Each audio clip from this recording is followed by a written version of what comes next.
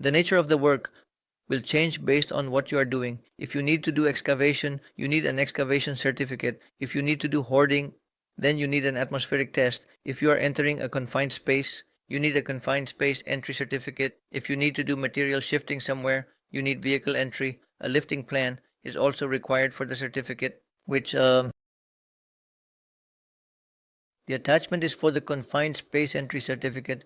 What requirements will be needed for that? First of all, any work that requires entry into a confined space or into an area that could become a confined space is any area that fulfills the properties of a confined space in which there may be an oxygen deficiency, entry and exit may be limited, and toxic gases may be present. Any area that fulfills the properties of a confined space in which oxygen deficiency may occur, entry may be limited, and toxic gases may be present. So such an area will be a confined space. Before working in this confined space, you will need a confined space entry certificate along with a permit. At the top of the certificate, there will be the permit number. Then there will be the occupant number. Then there will be your job description. Then what are the prerequisite controls? All of that should be in place.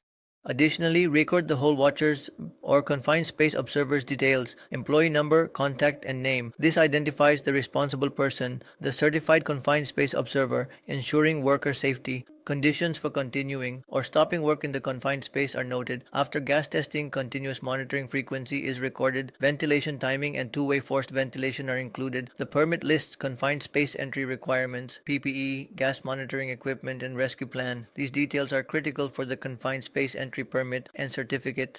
On top of this, after atmospheric gas testing, which is our continuous gas monitoring, the frequency of which we have to do at a certain interval will be mentioned.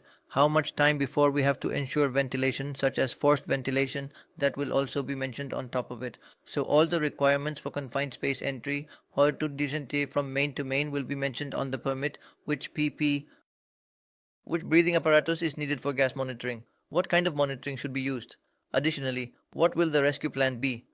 All these details, BDE, must be included in the confined space entry permit along with the critical work permit. The confined space entry certificate should contain all this information. This certificate is required for groundbreaking work like digging. It ensures precautions to protect. So, you will need this certificate for cutting into the floors, walls, or ceiling to specify the precautions needed to protect the employees from the collapse of excavation and other hazards associated with underground cables, pipelines, or service activities.